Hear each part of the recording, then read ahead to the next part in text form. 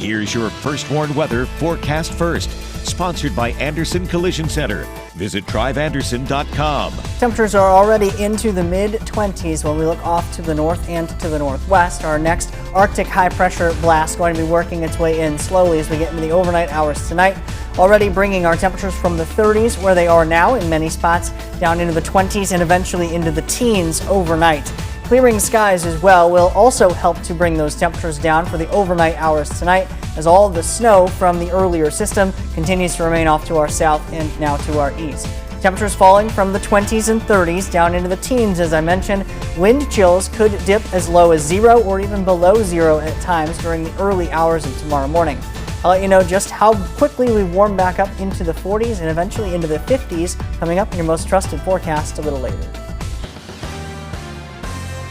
Rockford police identify 2 men as the suspects in a murder from last February. Investigators say the pair is in jail for separate charges. Plus, Rockford Elementary students are honored in a special ceremony. The school's principal says a few minutes of reading a day can have a lasting impact on a child's education. And Chicago University unveils a new center to combat cancer. Administrators say that facility will save lives by eliminating barriers to treatment. Live from WTVO 17, this is Eyewitness News at 5. Good evening, I'm Eric Wilson. Mimi Murphy is off tonight. 2 Rockford men are charged after police say the 2 murdered a man last year. February 9th, 2023, Rockford police were called to First Avenue and Charles Street for a crash. They found Joshua Ewing shot in his chest. He was pronounced dead at a hospital. Police eyewitnesses saw someone inside a white SUV shooting out the window toward Ewing's car. That SUV was reported stolen out of Chicago. Officers found it abandoned near Rockford's Washington Park. Rockford police investigation identified Michael Blue and Deja Manning as the suspects. The pair have been charged with first-degree murder. Both Blue and Manning are in the Winnebago County Jail on unrelated charges. 2 juveniles have been charged with the mass shooting at the Kansas City Chiefs Super Bowl parade. Both suspects face gun and resisting arrest charges. Police say the 2 opened fire into the crowd at the end of the parade. 1 woman died, 22 others were hurt. More charges could be filed. Investigators are still looking for other suspects who may have been involved. She was here to do good. She was a good person. This was senseless. For us to be in such a great moment in our history and just be ruined by idiocracy, just why there? Why then? Kansas City's mayor says they will move forward with next month's St. Patrick's Day parade, but discussions are ongoing to determine if large outdoor gatherings are still safe to attend. 11 children were hurt during that shooting. The news may have some kids worried about their own safety at public events. Medical experts say it's important for parents to discuss violent events like this with their children. Healthcare experts recommend caregivers ask kids what they know and then talk truthfully about it in a way that's appropriate for the child's age. One OSF doctor reminds parents children are watching their reactions to current events. We have the ability to model how we agree with or how we disagree with something in an appropriate way. And especially in a time like this where the country is so divided, that is a really important thing for us to model appropriate ways to disagree or have differing opinions with other people. Medical experts say if talking with a child doesn't seem to ease fears, parents should ask their kid's doctor for a referral to a behavioral health provider. A Rockford Elementary School celebrates a special graduation. The students were part of a program designed to set them up for success throughout life. Blake Dietz was there. Blake, this is part of the effort to increase literacy in the area. Yeah, Eric, Washington Elementary was one of over a dozen Rockford Elementary schools to extend their instruction time this school year by 40 minutes. Those minutes were used to create a Power Hour program, and today the school celebrated their first graduating class. The P40 Literacy Power Hour was born out of a need to improve literacy gaps in the student body, says Principal Dr. Angelique Malone. Students are broken into small groups based on their skill level and receive more direct support from the staff. Today is all about us and the exciting adventure of learning Danny ways. Congratulations to each and every one of us. We've truly earned it.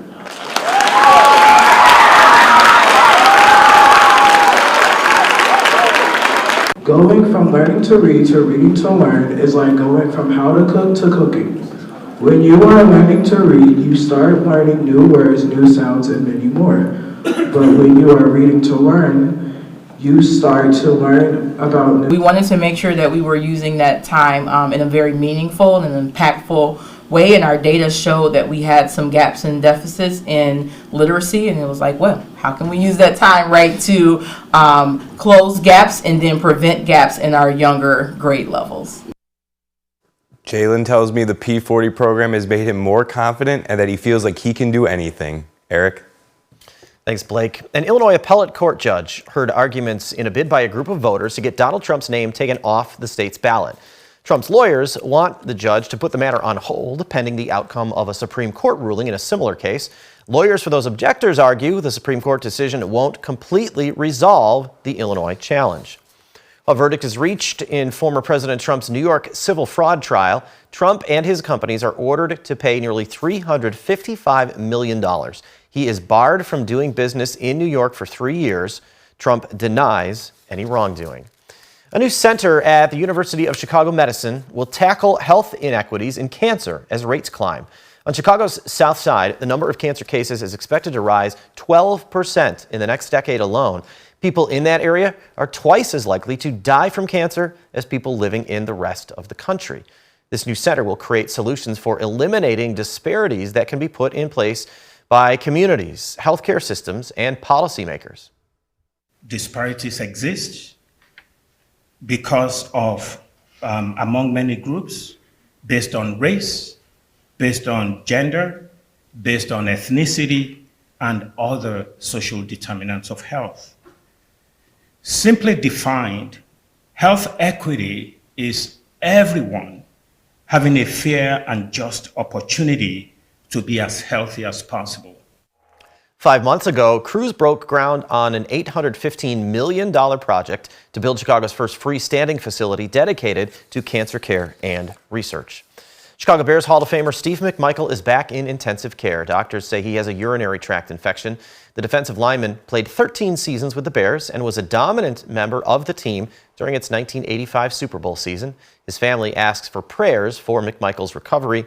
He'll be officially inducted into the Pro Football Hall of Fame this summer.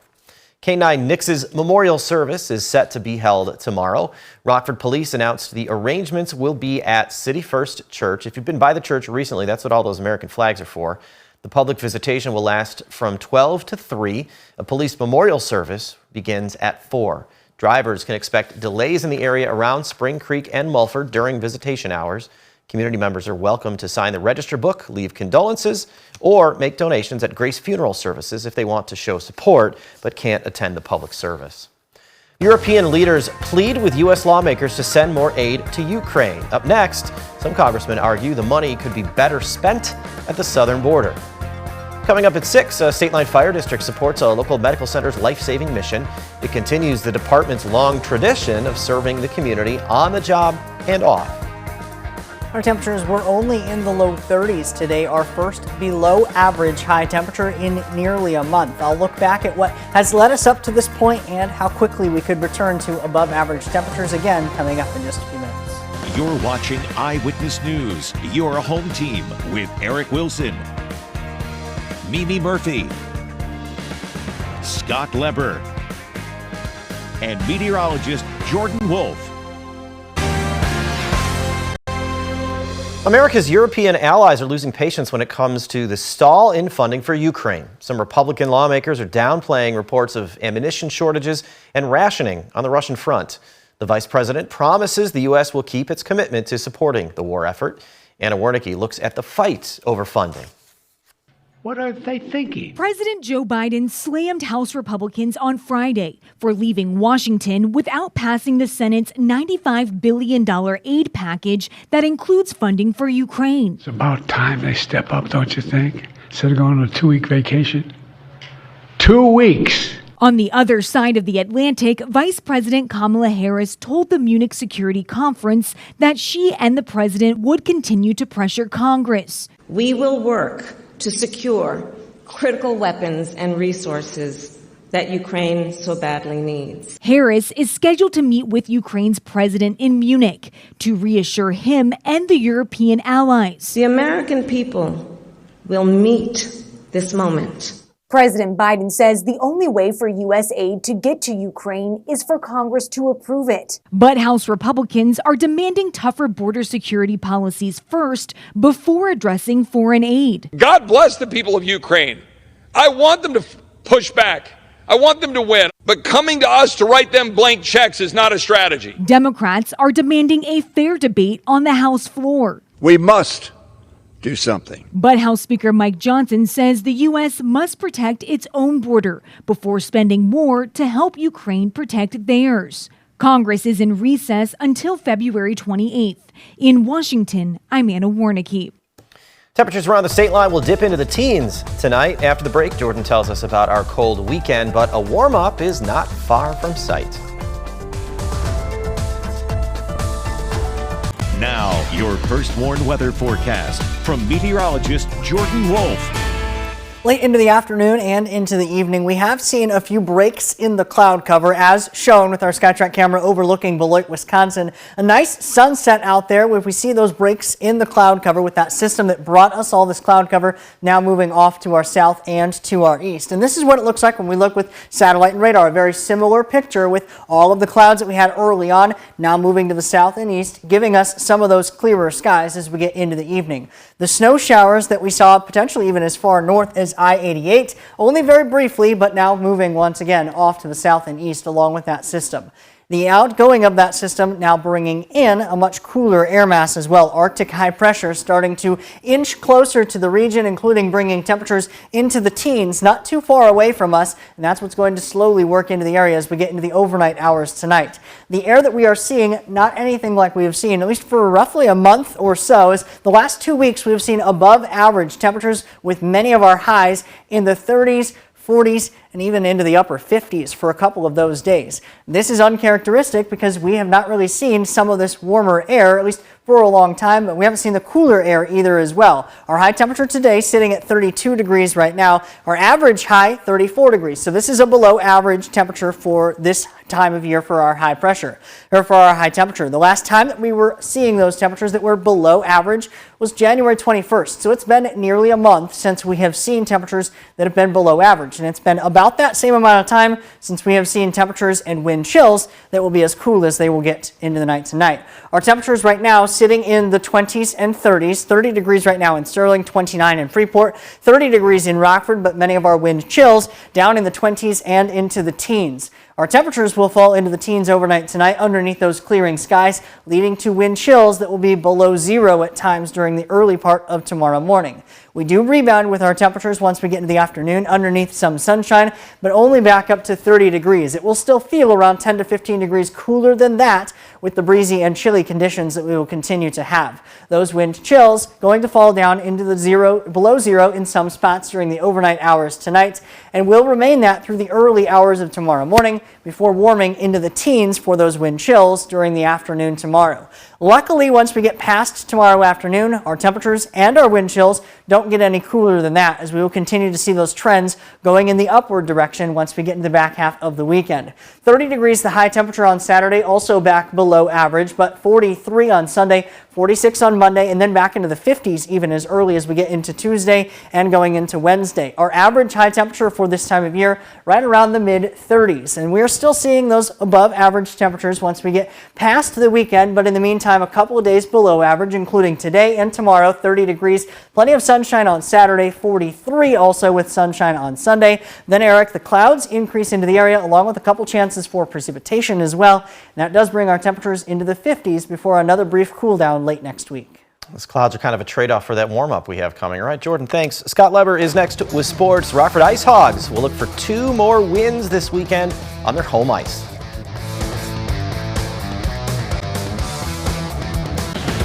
Now sports with sports director Scott Leber. The Ice Hogs' long 9-game homestand will wind down this weekend with the final 2 games, one tonight against the Chicago Wolves, the other tomorrow night against the Grand Rapids Griffins. Hogs and Wolves will be going at it for the 6th time tonight. In the previous 5 games, the Hogs managed only 1 win in regulation, so they're due for some payback. The Wolves are actually 2 spots behind the Ice Hogs in the Central Division standings in 6th place. The Ice Hogs have won the last 2 games, and they have earned points in each of the last 5 games. Well, the IHSA Girls State Bowling Tournament is unfolding this weekend at the Cherry Bowl. And after today's first round, Joliet West is in first place. Lockport is in second and Manuka is third. As you see, Hononegah is in sixth place and Harlem is right behind in seventh. Harlem sophomore Allison Roberts is the top local individual bowler so far in fifth place. We'll bring you highlights of tomorrow's action. Well, Steve McMichael and fans are breathing a little easier tonight. His wife provided an update on his condition. She says he's being treated for a urinary tract infection and he is responding well to treatment. They've also done a procedure to drain fluid from his lungs. The former Chicago Bear and future Hall of Famer was admitted to the hospital yesterday. He's expected to be released in a few days. He is, of course, battling ALS. Tiger Woods has more health issues. He's withdrawn from the golf tournament that he hosts, the Genesis Invitational in California. He pulled out today with an illness after playing 6 holes in the second round. He was also dealing with back pain yesterday and today. He was two over par for the tournament today when he pulled out. I got to say, there's no other basketball player on the planet that I'd rather watch play right now than Caitlin Clark of the Iowa Hawkeyes. Last night, she was dynamic again, scoring 49 points and becoming the leading women's scorer in NCAA history. Her unlimited shooting range combined with her eye-popping passes makes her beyond exciting. Here were some of her thoughts after the game last night on that deep 3-ball from the logo that set the record. I started crying when watching that video just because I'm just filled with so much gratitude and love, and the way these fans support women's basketball is so special. And yeah, I mean, you all knew I was going to shoot a logo 3 for the record. Come on now. Well, Reagan Holgate and Iowa have lots of girls high school basketball action coming away tonight on Overtime. More regional championship game highlights, plus my interview with Guilford boys coach Chris Dixon, and Reagan's look at the special look that Pecatonica coach Bobby Heisler often provides on the bench. That's at 11 o'clock tonight on Fox 39. At Sports, we'll be right back. So our weekend will be kind of a reality check for us because we've talked about that. You and Candace and the rest of the weather team have talked about how unusually warm February has been. This weekend will be right about, and today was right about where we're supposed to be. And then we shoot right back up for the beginning of next week. Just a brief shot of cold, and really cold is kind of the operative word there because it's not really cold by February standards. It's just pretty close to normal. Yeah, we all know we could be single digits at this time of year for sure. And we are going to see those wind chills dropping back close to the single digits and possibly below 0 in a few spots overnight tonight. That's all being ushered in by a cooler air mass now. The snow chances off to the south and the southeast. Now moving out of the area on the First Warn Interactive Radar from Rockford, Auto Glass, and more. That cooler air, along with clearing skies, going to drop our temperatures into the teens overnight tonight. Wind chills down near or below 0 at times. We rebound back to close to 30 tomorrow, but wind chills still in the teens throughout the entire afternoon. Temperatures into the 40s as early as Sunday with plenty of sunshine, 46 on Monday, and then into the 50s for the middle of the week. Thanks, Jordan. And thank you for spending some of your time with us. Stay safe.